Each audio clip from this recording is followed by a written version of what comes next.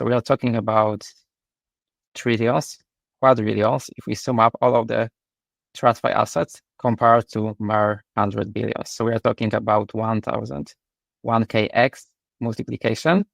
And that's why we are very excited to be on the front of this movement and help with the expansion.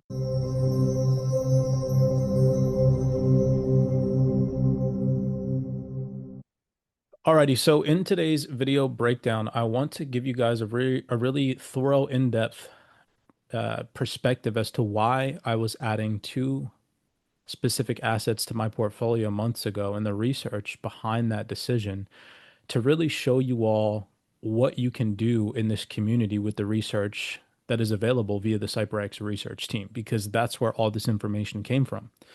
It came from this Discord. It came from videos that we post, videos that we watch, that we timestamp, that we analyze to pick apart pieces of the puzzle via the institutional breadcrumbs so that we as retail traders can benefit from actual price appreciation in the now and not just have to wait for some, speculative theory to play out. What is happening on chain? What is the data saying? And what are the institutions actually doing? What projects are they using? What blockchains are they deploying on?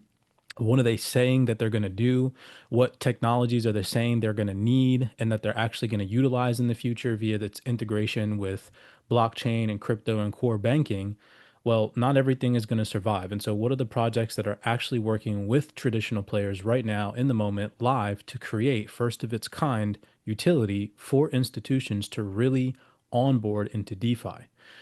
And so doing this thorough research, I came across just by watching videos, these two projects, Red and Athena.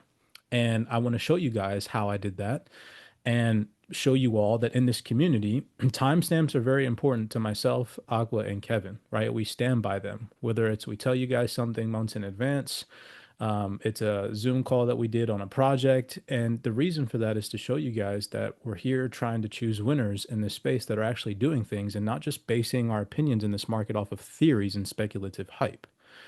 And so I want to actually get to a point in today's video breakdown where I throw some price projections and some numbers at you guys, but I'm going to use numbers that the institutions give us instead of just making them up out of my ass like most of these retail traders do, so that you guys can see why I have the conviction in these projects, because it's the institutions telling you all that this type of money is coming to these projects, not me just making it up, right? So I want to show you guys that today.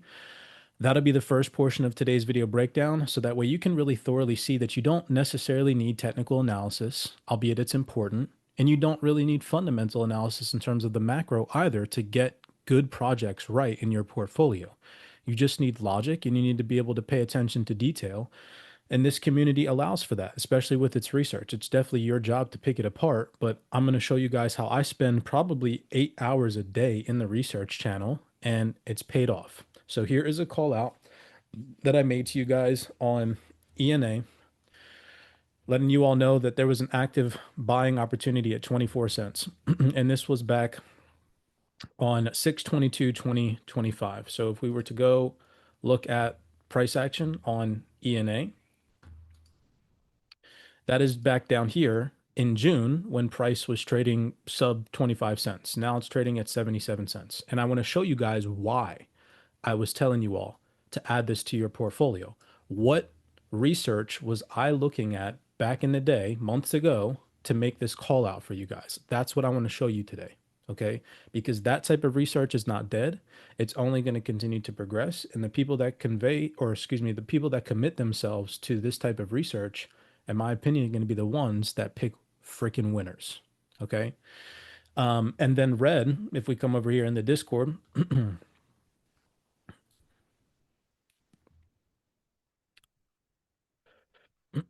general chat is so wild, y'all, with these gifts.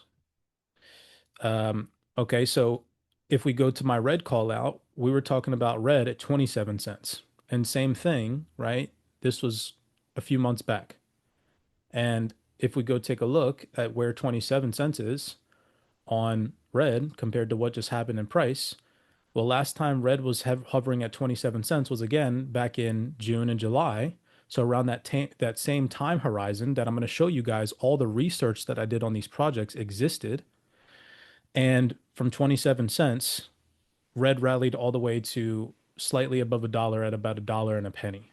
And I don't think it's anywhere near close being done. And what I'm going to show you guys today is going to show you that even buying red today at 70 cents is an absolute steal if what these institutions are telling us comes into fruition.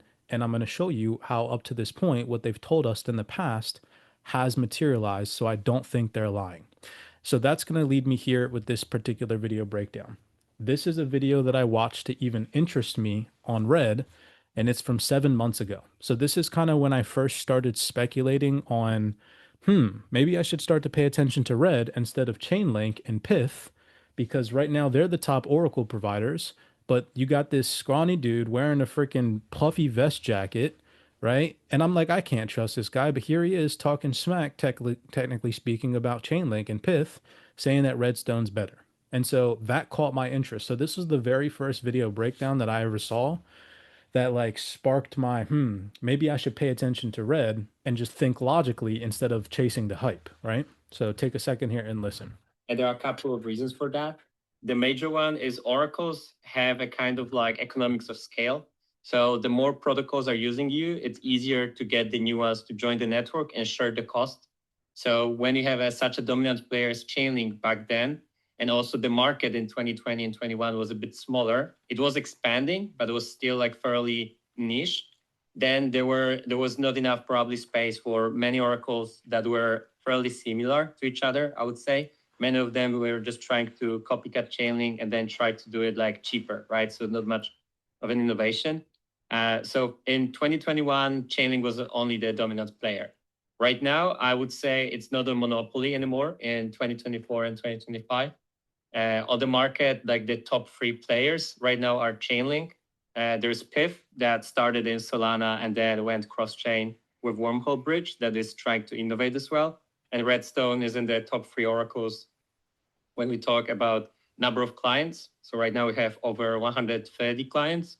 And when it comes to number of chains supported, so right now we support over 70 chains in both push and pull model. And with push specifically, so the Chainlink one, we support right now over 30 chains, already more than Chainlink. So the ecosystem is evolving. And I would say as crypto right now is truly like getting proper acceleration, this nimbility of an oracle is going to be super crucial. So that was one of the first videos that I ever heard. And he literally just said that they, provide access to over 30 more chains than Chainlink. And so I was like, wait, what the heck? Then how come I've never heard about Red before? How is this a sleeper if it's like doing something better than Chainlink? So that's I guess, in a sense, when the clock started ticking for me and I was like, okay, I got to find out about this before more people do, right? So then also over here, just understanding what the financial institutions are going to be doing behind the scenes, I was a firm advocate alongside Mr. Aquaman of trying to get people to realize, like, look, DeFi is no joke. These institutions are starting to do this now. They're starting to integrate these DeFi primitives into their current strategies, and they're on stage telling people what assets they're choosing in those types of strategies. So this is a video breakdown that I posted, and I again show timestamps to prove that with this research, this is what led me to making this successful call out on Red and ENA. It's because I pay attention to detail. So this is a video I posted May 2nd, 2025. And in this little tiny clip of Christine Moy that I'm going to play for you guys, listen to what she talks about. She discusses her DeFi looping strategy. And in it, she talks about 2 assets. She talks about S-Accred, which is Apollo's credit fund, right? And then she talks about ENA. And ENA, obviously, of course, presented by Athena, is a digital asset, it's a cryptocurrency. And she talks about looping and earning yield in this strategy through these 2 means of DeFi primitives or tokens, right? And S-Accred, well, who does it run on? It runs on Redstone.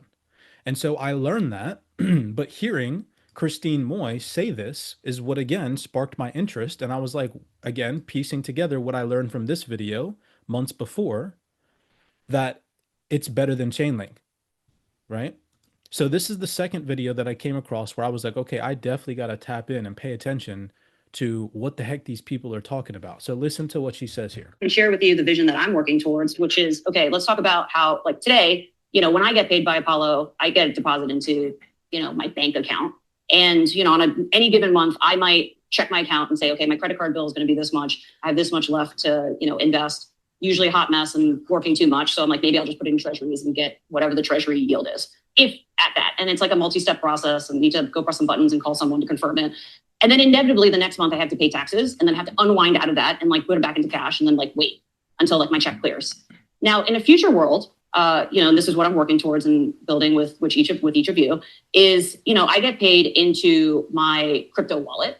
And in my crypto wallet, I have almost like a model portfolio designed that's customized to me. It's going to be 10% stable coins. It's going to be 20% BIDL, money market funds. It's going to be 25% Apollo private credit and like 25% Ethereum. Right? Give me your pen, Robbie. I got to write this down. Right. But like, imagine like I have like basically like a customized portfolio to my risk profile that says Christine at all times wants to have her account in this pie chart. Yeah, right? There's a smart contract that when the assets drop, it deploys. It deploys automatically. And then what that means is that every last penny of my earnings is fully invested in yielding without me actually having to do anything. And what that means is that every last penny of my earnings is fully invested in yielding without me actually having to do anything.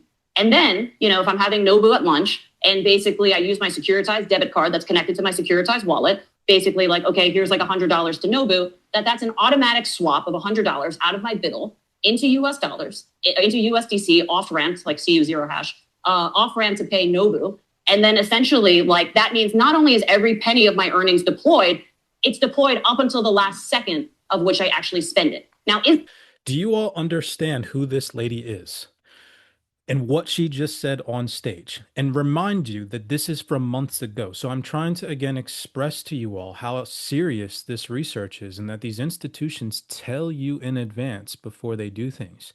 This woman who is literally the lady who helped build out JP Morgan's Web3 infrastructure, Onyx, back in the early days, and was able to help JP Morgan create a freaking structure inside the metaverse. That's this lady. She worked at JP Morgan for 18 years. That's who just spoke to you, right? And she, the crazy part is people don't understand. Back, I'd say 3-4 years ago, people from JP Morgan weren't allowed to come out and talk about this stuff on stage. You had the CEO, Jamie Dimon, coming out and publicly bashing cryptocurrency. Now, for the first time over the last consecutive couple of months, these people have been coming out on stage and saying what cryptocurrencies they're going to use in their freaking portfolios. You have Apollo's Christine Moy sitting on stage talking about these looping strategies that she's going to participate in the future. Even the gentleman next to her, sitting next to Robbie Mitchnick from Blackrock, said, "Give me a pen, Robbie, so I can write this down," right? Why the fuck would he joke about saying that, y'all? Right? So I picked up on that and I went and I looked at the assets that she was talking about. She's talking about ENA and then looping it in a DeFi yield strategy in ESICRED, right? That's what I picked up on, keep in mind. So I'm just trying to show you guys this, right? And it was just one little tiny clip from a video that was shared in this community. I want to also now take you guys to this gentleman here, Todd McDonald. He's the co-founder at R3. So I'm just trying to show you guys who you're listening to. Well, if we come over here to a video breakdown from around the same time frame, May 22nd, 2025, that I posted this particular video of Christine Moy. Well, you got the co-founder of R3 sitting on stage, openly admitting to the general public that institutions are going to want to participate in DeFi looping strategies, right? So you got Christine Moy around the same time frame sitting on stage talking about how she's going to participate in looping strategies and what assets she's going to use in that strategy. You got another event with the institutional representative coming on stage confirming it. So I'm just trying to show you guys why I was like, okay, I'm solidifying my research. I'm picking up on the puzzles, and they're telling us looping, right? DeFi institutional looping strategies. Take a second and listen. If you're an institution, it depends on what you're looking to do. I believe that we're going to see a convergence here, but once again, I want you guys to really pay attention to his key vocabulary. Key vocabulary is always important. He says the word convergence. He believes that there's going to be a convergence. That's going to play an important role when we get into the REDSTONE fundamentals. So just remember that key vocab word. Keep in mind also, Christine Moy Okay, I just want to show you all why this is so tied in and why this gentleman is important. R3, what blockchain did they utilize to build out their infrastructure on just most recently? Solana, right? Okay, Christine Moy also talking about this, DeFi looping strategy that she's participating in. It got launched on Drift Institutional, which we're going to play a video breakdown from here for the first time ever in history. You're going to pay attention to those key vocab words because here we're going to listen to Christine Moy again talking about how and why they chose to launch on Solana, right? And how all of this ties into Redstone. All right, so just this is going to be crazy, y'all. Just pick it. I know it's going to might get a little discombobulated at times, but just listen to what these people are saying, and I'll full circle everything. If you're a financial institution, it depends on what you're looking to do. I think I believe that we're going to see a convergence here, but I think it's going to obviously, well, I shouldn't say obviously, it'll play out differently than people are expecting it to right now and at a different timeline. When we speak to financial institutions, they have a keen interest to participate in what's going on in DeFi, or probably better said, sort of the on-chain markets. But they're trying to figure out how to do that and why they would do it. I think that it's also quite interesting where these on-chain participants are looking at TradFi to try and figure out how either they can access those markets or bring them on-chain. I think in the near term, you're probably not going to see a lot of commingling because you kind of get the worst of both worlds if that happens. Where if you're a financial institution, you're looking at participating in wholesale or interbank type of a market. There's less of a need to jump into public networks, but there is a lot going on within on-chain, the on-chain ecosystem that I think that these institutions really have to get involved in. And I think interestingly, there's product that can be brought on-chain that could be very, very impactful, but it has to be done in the right way because, as Eric was saying, DeFi has its trade-offs. Everything in life has trade-offs. This is the one thing I've learned in the 10 years of running a technology company, right? So what are the trade-offs that you can be okay with by participating on-chain?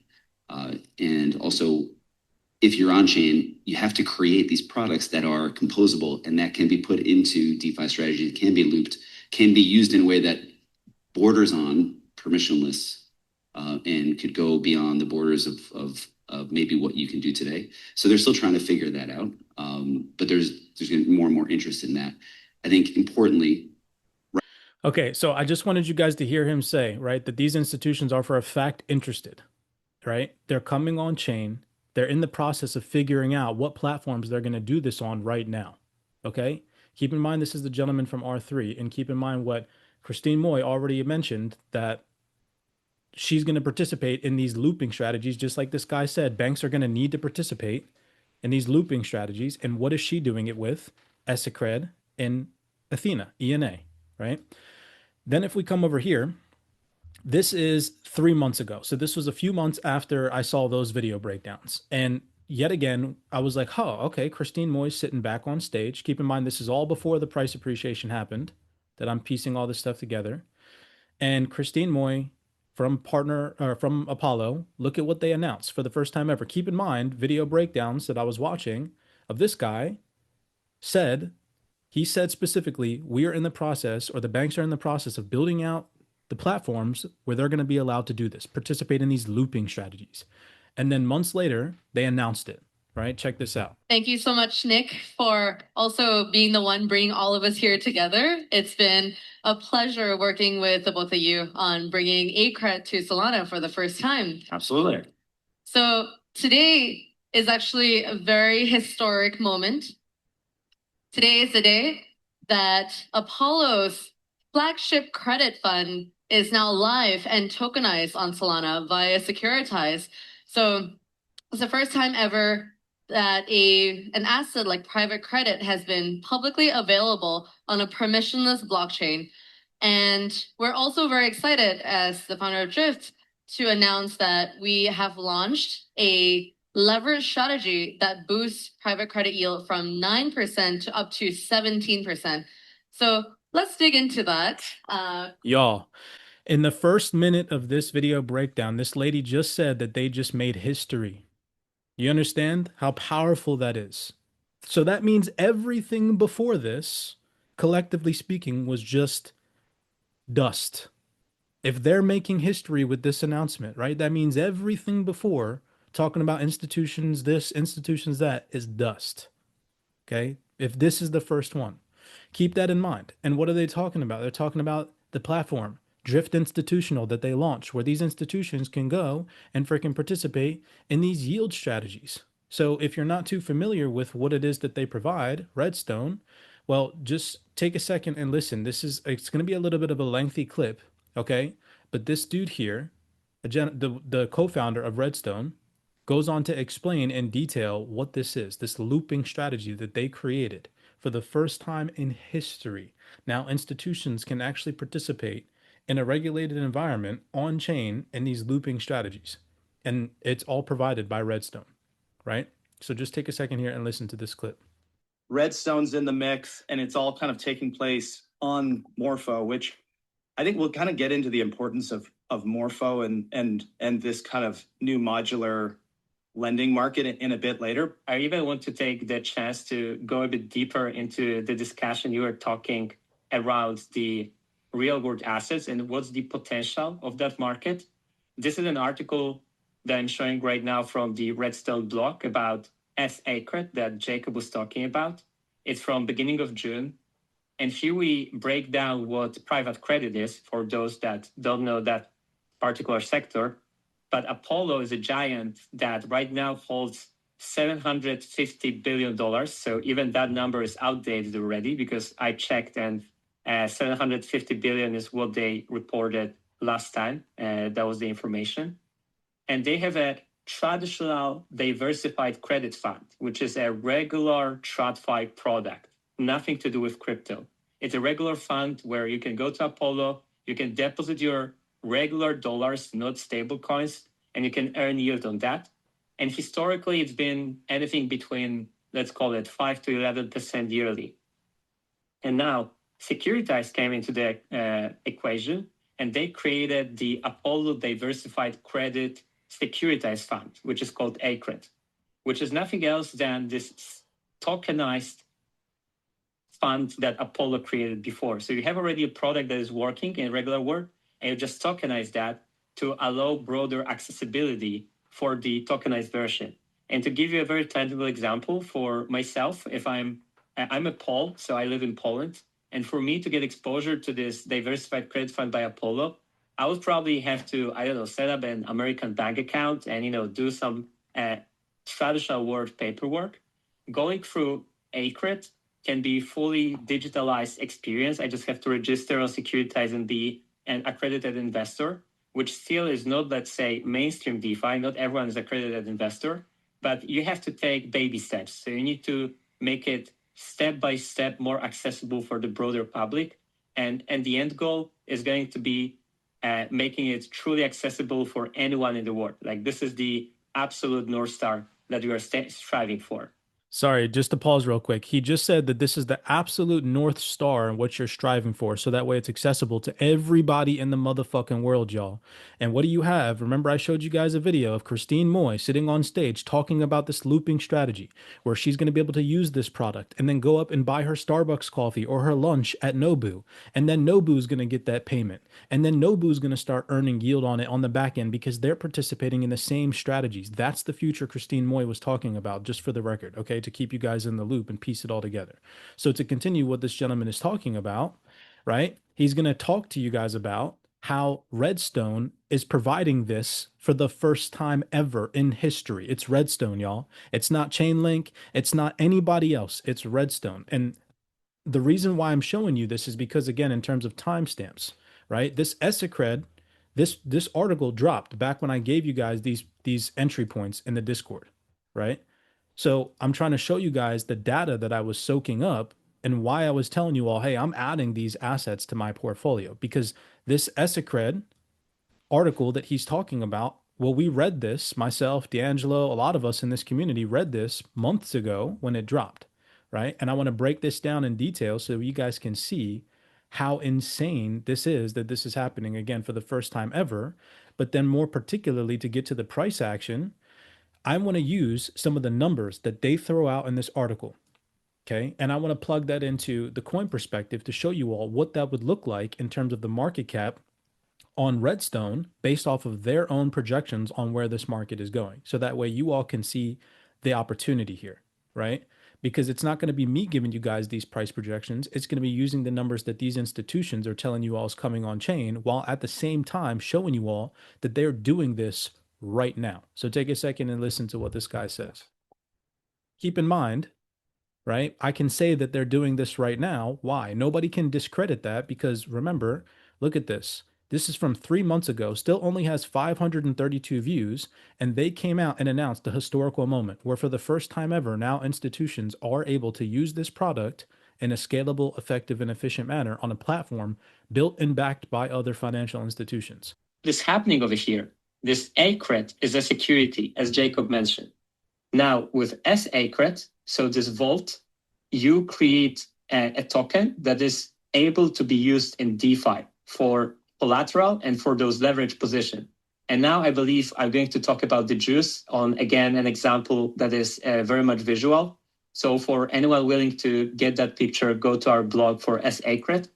So a regular user would get ACRET via securitize with your dollars. Let's call it for simplistic words. You have $1 million and you put it into ACRET. You deposit to a securitize.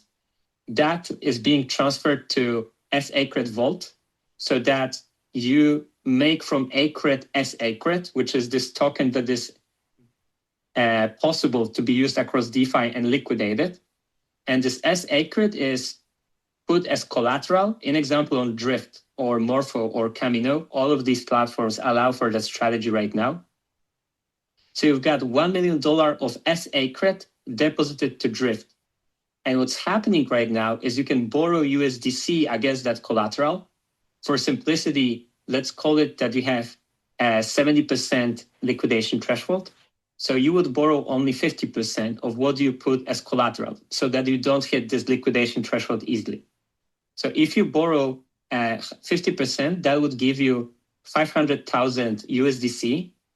And with this 500,000 USDC, you can go again to securitize, deposit that into ACRET, go again to SACRET and loop again, right? In that regard, you create a airdrop, the first ever in history, and I want to emphasize that Redstone allows for that and Redstone enables that. It's the first time in the history where you have a tokenized private credit fund being able to be leveraged in DeFi with this infrastructure. Y'all, oh my fucking God, did you all hear that? Please tell me you heard that. For the first time ever in his, I get so excited when I hear this, you guys, because think about it. That means that everything up until this point was dust.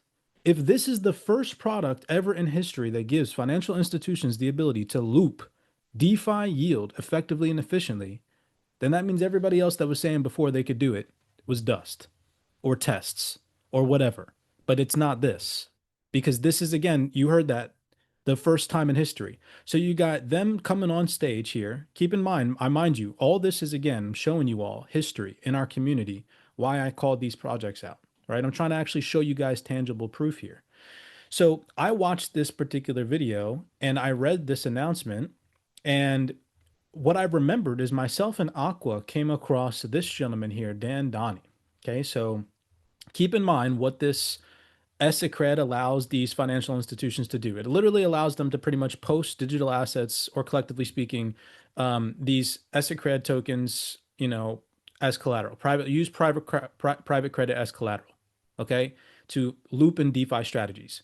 So I remember playing this video clip with Aqua on Dan Donnie. If you guys don't know who this individual is, just to show you all you're listening to people with credentials, Dan Donnie, managing director, and CTO of the freaking DTCC, right? And him specifically saying that the ability for digital assets to be posted as collateral is the biggest use case, right? It's the biggest use case, $20 trillion a day in TradFi, traditional finance. And so piecing all this together, I'm like, well, here's my thought process. If Redstone is the only oracle right now actually allowing this to happen, right? Because collectively speaking, if for the first time in history in June 2025, it's the first time that institutions have been able to do this at scale. And then another recent announcement more recently from September 4th that ties into all this, that solidifies Redstone's position, but we haven't even gotten there yet. That just shows this $20 trillion opportunity, in my personal opinion, favors Redstone right now, right? So I'm just going to continue to show you guys this. Just listen to what Dan Donnie here says. New token form to conduct transactions. But tokens themselves really aren't game changers. They're just another database. A database with benefits, to be sure, but just another database in the end. It's actually what you can do with tokens that makes the big difference. And the foundational transaction in finance is collateral. So most people think liquidity really comes from trading activity, that's what makes a difference, my ability to convert dollars to shares of Tesla. Yeah, that's important, but by far that's a drop in the bucket compared to transactions in liquidity that have to do with borrowing and lending.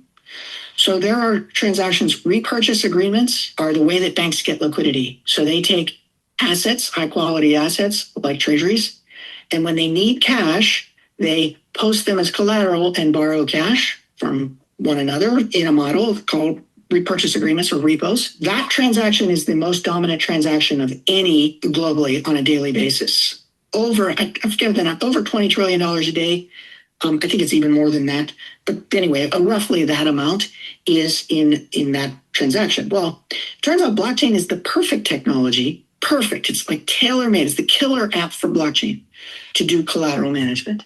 Why? Because you can encode the locking rules into smart contracts. Now, so who's doing that right now?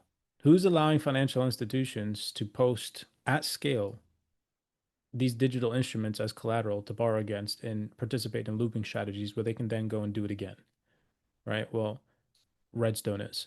And so this article reads, the Apollo Diversified Credit Securitized Fund, or ACRED, is a tokenized feeder fund that allocates assets into Apollo's flagship diversified credit fund, one of the fastest growing private credit instruments managed by Apollo, one of the largest firms in the sector with $500 billion in assets under management. Launched in partnership with Securitize in January 2025, ACRED holders can now participate in DeFi by minting SACRED, potentially generating returns beyond the standard 5 to 11%, a private credit by tapping into decentralized finance.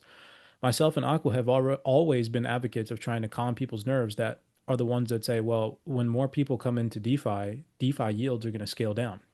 I agree to an extent, but I firmly believe that we're going to see lock-ins of double-digit yields that range between 15 to 30% on average. And institutions, protocols, and organizations that aren't participating in those types of strategies in the future are probably going to fall behind, right? You just heard Christine Moy sitting on stage announcing for the first time ever, what was it? She said 16% yield or something like that. Some type of high-end double digit. It was well above 10%, right? So just take that into consideration. So here it says, with Redstone's accurate ACRED price feeds, investors can amplify returns via SACRED, looping strategies on Polygon and Solana using Morpho and Drift Institutional. As the private credit market heads towards $2.8 trillion by 2028, so this is going to be an important number right here, tokenized funds like ACRED by Apollo's and Securitize are set to transform on-chain finance, bridging TradFi yield with DeFi native infrastructure secured by Redstone price feeds. And so I read this, right, months ago, and I'm like, yo, all of this is being secured by Redstone? This is freaking crazy. This is happening for the first time ever on Redstone. Why would I want to sleep on this? And keep in mind, at the time, nobody's talking about this project. Still to this day, nobody's talking about this project. Honest to God, you can go on YouTube and check that yourself. Like, nobody's making content on this. It's boring, right? It's boring. It's not price hype. It's none of that. But I'm going to show you guys price hype if what these numbers they're talking come into fruition. So first one, $2.8 trillion by 2028, right? And all of this is being secured by Redstone right now. No other chain, not Pith, not freaking Chainlink. They don't have the capability to do it yet, right? I have no idea what the heck they're doing promoting all this stuff. If over here Redstone's doing it better, I'm not here to talk shit, but I just pay attention to details. Just wild. As Apollo CEO Mark Rowan said in 2023, private credit is the future of the asset management industry, with blockchain solving its biggest constraint, liquidity. By enabling real-time trading and DeFi-powered yield enhancements, private credit is now positioned not only for accelerated growth, but also to help propel the on-chain finance industry into its next phase. Though still early, this shift to tokenization could be transformative. It promises to unlock a new investor base. Think global accredited investors able to buy in smaller amounts through digital tokens and to bring greater transparency to private markets. With Securitize's tokenization infrastructure and Redstone's institutional grade Oracle services, tokenization can tackle one of private credit's biggest challenges, illiquidity. It could enable the development of secondary markets where over time tokens deposited into S token vaults powered by the leading ERC 4626 DeFi standard and indirectly tokenized funds can trade more freely. Additionally, tokenization makes DeFi compatible versions of these assets usable as collateral in money markets, allowing investors to borrow against them up to a safe loan to value ratio to meet short-term liquidity needs. Well, what is it talking about? It's talking about this thing that's built on top of Redstone. Apollo, Christine Moy, right here, who leads digital asset strategy, explained that tokenizing your cred allows Apollo to pave the way for broader access to private markets through next generation product innovation, greater secondary liquidity, and efficiency over time. So when I saw this, I saw Christine Moy's name in this article from June, and I remembered, I was like, yo, nuh-uh, I remember her talking about this. Oh my gosh. And I was like, wow, okay, I see what the frick is happening, right? I see what is happening. To continue and looking at some of these numbers, it says, tokenizing a private credit fund not only improves efficiency, but more importantly, opens the door to higher yield opportunities. Once tokenized, these assets can be actively used in DeFi, where they're put to work through strategies like leveraging looping to amplify returns while staying within safe risk parameters. Risk managers like Gauntlet play a key role in modeling and managing these risks, ensuring responsible use of leverage and long-term system stability. So anybody that's saying that they're not organizations in the space that are going to allow for institutions to systemically manage their risk properly, they're wrong, because Gauntlet's doing it right now and they're doing it at scale. Then here it says, and talks about the strategy where investors can deposit $1 million into Redstone's price feeds, a cred, using $1 million worth of S cred as collateral. The vault's automated strategy borrows USDC, let's assume 60% loan to value ratio, and 500K USDC loan. That 500K is used to purchase more ACRED, convert again back into S ACRED, and deposit the additional tokens as collateral, allowing for another round of borrowing, say $250,000 in this case, repeating the process safely to amplify exposure. So these mother truckers right now can go and loop DeFi yield. This is freaking crazy, right? It's nuts that this is happening, and it's taking place provided by Oracle price feeds via Redstone, okay? So down here, to get into the numbers, let's start off with the little tiny price predictions, okay? Keep in mind you as well, by the way, Redstone just acquired this organization called Credora, which is another first of its kind announcement. Keep in mind, this ESICRED on Redstone was already a first of its kind announcement, as you guys heard, right? You heard Christine Moy here in this say that it's a historical moment, this announcement. Well, just recently, September 4th, they made another historical announcement. Before we get into the price projections, just check this out, right? Redstone acquired Credora, the leading DeFi native ratings platform. This creates the first Oracle that delivers, I repeat, this creates the first Oracle that delivers real-time price and risk ratings, giving protocols and users tools to build safer and more transparent markets, a big step toward building a unified financial infrastructure. Down here, it talks about, in traditional markets, institutions rely on the S&P or Moody's to evaluate risk. DeFi has lacked the equivalent. Credora by Redstone changes that, making it possible for protocols and users to understand, compare, and price risks with that same confidence that they already apply to price data. So if this is happening for the first time ever, where in this whole entire announcement, it talks about how for the first time ever now, institutions provide the transparency or are provided transparency enough to actually onboard into DeFi via Redstone, then what does that mean everybody else has been doing before? If now this is for the first time able to unlock institutional DeFi at scale, right? This is a crazy announcement because before this setting didn't exist. But now a trusted framework for these institutions to collect this data to actually make risk-based decisions in this space is available. What does that market look like now that it's available going forward? It probably looks a lot bigger than it is today. So let's go and look at those numbers. It says if just 10% of the global private credit market goes on chain, that could mean that's around $200 billion in assets. That's a huge flow that could change the way both finance and blockchain work together. And then if we go back, this gentleman here from Redstone, the co-founder, he talks about how DeFi, and right now there is a 1000x opportunity because of how small the market cap is and how massive the opportunity inflow is. I think we are still super early. Like we've just saw the first interaction between the RWA asset and DeFi last month with S asset. So basically it's like I would say, just the beginning of the flow, the real capital. And if you look at the value of the real economy, if you look at the value of all of the assets, equity of the traditional finance, that totally dwarfs the total value locked in DeFi. So we are talking about trillions, quadrillions, if we sum up all of the TradFi assets compared to mere 100 billion. So we are talking about 1K multiplication. And that's why we are very excited to be on the front of this movement and help with the expansion. Yeah, if Redstone did a 1000x right now, it'd be worth like 600 and some odd dollars per token. But that's besides me. That's not my price prediction or anything. I'm just saying that's what this gentleman here, the co-founder of Redstone, is saying, that there's a 1000x opportunity. So is it really that unrealistic, right? Now let's lowball it. Let's lowball all the numbers just to again show you. So remember, Redstone is the first one doing all of this. Everything that I've shown you up until this point, it's just Redstone, right?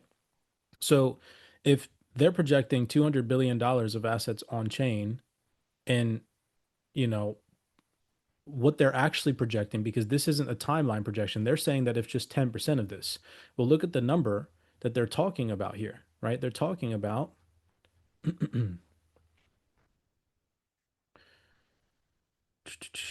this, right? As private credit market heads towards the $2.8 trillion projection by 2028, right? Just 10% of that, 200 billion. Well, let's just say Redstone just gets 10 billion of that 200 billion. You know what? Let's even lowball it even more just to start off. Let's say that Redstone's market cap right now just goes to $1 billion, okay? Which I firmly believe is 110% going to happen. Just 1 billion out of that $200 billion expected inflow between now and 2028. Well, a 200 billion, or what is it? What did I say? A $2 billion? Fuck it. Let's go 1 billion. It's so crazy how you can just lowball this and still see the opportunity. A $1 billion market cap right now on Redstone would put Red $3.57. Okay. Let's go off of their projection and still lowball it. And let's say Redstone's market cap goes to 10 billion. Y'all.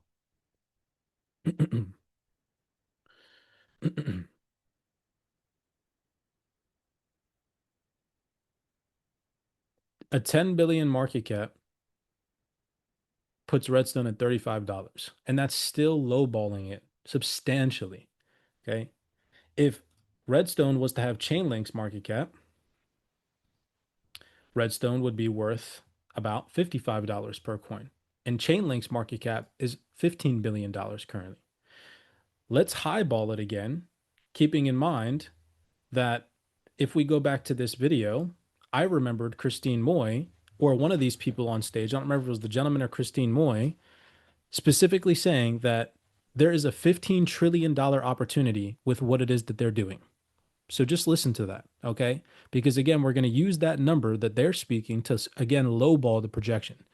So the article I just showed you projects 2.8 trillion by 2028. Well, Christine Moy, I believe it is here, projects 15 trillion in the next 5 years, which puts us at 2030, right? So just listen to this. Where do you guys see DeFi TVL in the next 5 years? Reed, let's start with you. In the next 5 years? Oh, geez. Let's say 5 and then 50. Okay, well, so what? Yeah. 33 trillion of equities. 5 years, I think, let's say 15 trillion. Wow, it's amazing. 15 trillion. I mean, for my part, like I'm not measuring in TVL. You know, like as many of you know, I've mentioned in the past, my mission is to democratize access to excess spread per unit of risk to this alpha, right? Historically, the domain of large sovereigns and institutions and retirement systems, I want to make sure you have access to that. Why? Because Apollo is in the business of building better retirements. Y'all are really young right now, so you're like retirement, like like let me look at my phone. I don't really care about what you're talking about.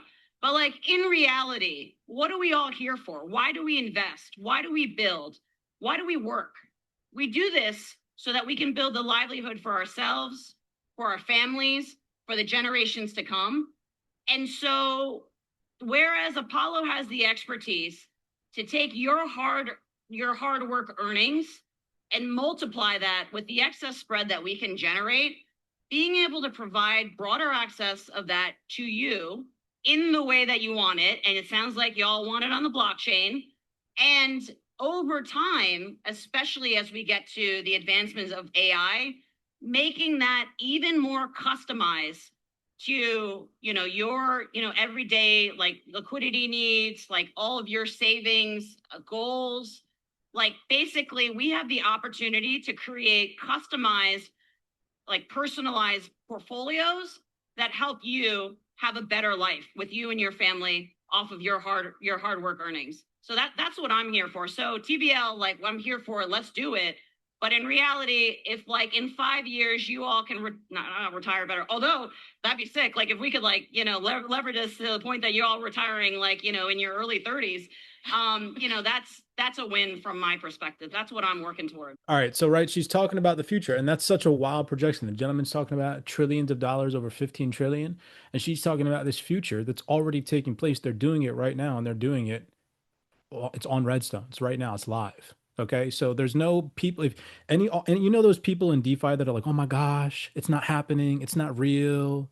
It's not regulated. Institutions aren't participating. No, all that is bullshit, and they're not doing enough research on the projects that are at the forefront of allowing this to happen. And Redstone is one of those projects. So to go back to the projection, all right, again, just lowballing it. Let's just say Redstone equates to $100 billion market cap one of these days in the future. All right. And that's still a freaking low ball. Okay. That's still a low ball. $100 billion market cap Redstone would put Redstone at $357. Okay. That's why I'm bullish on Redstone, because no matter which way you paint this asset in terms of just early adoption of what's about to happen and how financial institutions are 110% going to be participating in yield strategies and looping strategies. Okay.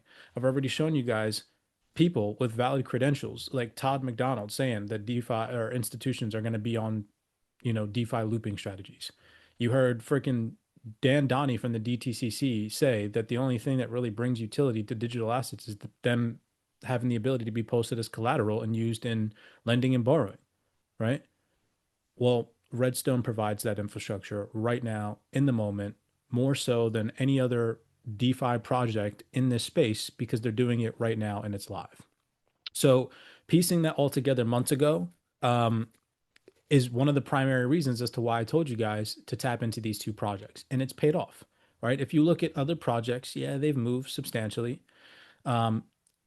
I personally think also one of the big reasons why, I know that this is slightly off topic, but why the Metallicus ecosystem across the board has performed so well is because it's got a good, healthy DeFi ecosystem. And DeFi is about to be that new sexy, where if assets and coins and digital platforms don't have the ability to generate people yield and passive returns, they're going to lack in terms of competitiveness. Regardless, these two projects, ENA and Redstone, are at the forefront of all of this. I didn't go into ENA today, but you guys can just see, right? Just look at the in terms of price appreciation, what projects are performing well. Well, it's these DeFi projects, right? It's these DeFi projects that are actually helping build out infrastructure for institutions to come on chain. So ENA, listening to, literally, think about it, guys and gals. I didn't make this call out based off of price analysis or any Fibonacci moon boys, none of that stuff. if you look at the timestamps, when I was telling you guys to invest in these projects, it was back when I was watching all this content that I just showed you. Okay. So there was no theories here created out of thin air. I didn't make anything up. I added these two assets to my portfolio based off of the breadcrumbs that the institutions were picking up in their panel discussions. Where if you go back and look, all of these videos still to this day, 500 views. We come over here, 200 views on this one. You know, come over here, 163 views on this one. Nobody's tapped into this stuff. So to loop back what I was additionally saying at the beginning of this call to kind of put things to bed on this particular part of the video today is that this is why it's so important to pay attention to this type of research, right? If you made it to the end of this, especially if you're watching this as a recording, then unlock your way of thinking in this space by not just thinking that technical analysis and what you read on Twitter via somebody else's opinion on a project is what's going to lead you to success. Because I can guarantee you, just based off the timestamps that we have, nobody can prove that they were talking about these projects with reasons as to why they were talking about them like I just did. And so it just shows you guys that if you commit yourself to this type of research, you can pick some winners. I'm not here saying that I'm doing it and I'm the best and I can continue to do this because we've done it a couple times in this community. We were talking about, there's a video floating out there about me. It was me, Aqua, and Kev when we called out soy when it was trading at 50 cents and why we did so. Because we saw that they partnered with freaking Copper and Google all back in the day and how that was leading up to real institutional scale. Now look at freaking soy. Right. So it's possible to do this time and time again. You just need patience. You need real deep, thorough research, and you just need to pick apart pieces of the puzzle and just pay attention to what most people aren't. So I hope that this part of today's video breakdown kind of showed you that. Again, all of this information was shared in the Discord, which is why it's so powerful to just tap into this type of research, watch these panel discussions, right? I'm sure if you go into the crypto section right now, there's probably 10 new videos that one of our researchers have shared. They're lengthy, don't get me wrong, and to pick apart these notes from these videos, it's kind of painful. I'm not going to lie, because most of the shit, just like when you're reading these articles, is just fluff that you don't need to pay attention to. But that's why you have that speed button. You can put the videos on 1.5 speed, listen to them, take notes. I literally have 20,000 journals of just video notes from these people that talk on stage because they tell you in advance. I cannot stand by that enough. I have been in crypto since 2016, and one of the primary reasons why I'm successful is because I freaking listen to what these people on stage are telling you. Not everything. You have to be able to discern the bullshit from, the real stuff. But when you just go, like, for example, when I heard Christine Moy, my thought process, right? I went through that today. I'm like, I heard her just say, she's going to invest in ENA. Then I went and I looked into it and I was like, oh, okay, now I see why she's going to invest in ENA. So I didn't just like take what she said and run with it. I went and I looked further. Okay. So anyways, I hope that this video breakdown gave you guys some due diligence on why I was picking these projects and just what I was looking into and just kind of my thought process. And then also just throwing in a little bit of speculative fun in playing around with price. I think at a minimum, between now and 2030, just to put you guys back in a realistic mind frame and no over unpredictive hype bullcrap, I think $5 billion in market cap on this project is very, very achievable by 2030, minimum, right? This is my minimum price target for 2030. I'm not going to give a max, but minimum 5 billion on Redstone, which puts Redstone at about 17 bucks. So looking back, again, ask yourself, and I'm not saying that this is guaranteed, but I know I'm going to look back at 2030 on a video like this one and be like, I remember when I was talking about Redstone at 70 cents, now it's trading at 10 to 20 bucks or whatever, right? Or maybe more. But at a minimum, that's where I see this at in the future, especially considering all the things that they're doing now with a few $1 million. Wait till more institutions come on board, especially when the regulatory green light opens up and Redstone is already at the forefront of having tested this all out with a couple $100 million. So they're gonna have the freaking leader advantage here. Because once institutions come in and they're trying to compete with Apollo, who's already doing this behind the scenes with Securitize, so is Blackrock. Well, all the institutions that were waiting are going to want to compete, and Redstone's already got the infrastructure to do that. So all they're going to have to do is, boom, hop on board. All right, that's the way that I see this. So, anyways, that's my spiel. Not to show you guys Redstone, just letting you all know, back in the day, this is why I was adding it to my portfolio. I personally think, again, if anybody were to ask me, when would I probably stop buying this asset? I think anything below $1 is still buyable. Anything above $1, just because of where I was getting in at, sub 25 cents at its most recent low in the market, it wouldn't really be a discounted opportunity for me anymore. Unless it's kind of like a long-term hold bag of yield that I'm planning on never selling, right? Then maybe. But in terms of just profit and like a day trade or swing trade, I think I'll probably stop accumulating once it goes above $1. Anything below $1, then I'll probably use those red days, like the days where the market's not pumping freaking 60 to 50 billion dollars, and use the days where the market's down 50 to 100 billion to accumulate this coin, right? So that's my spiel on Redstone.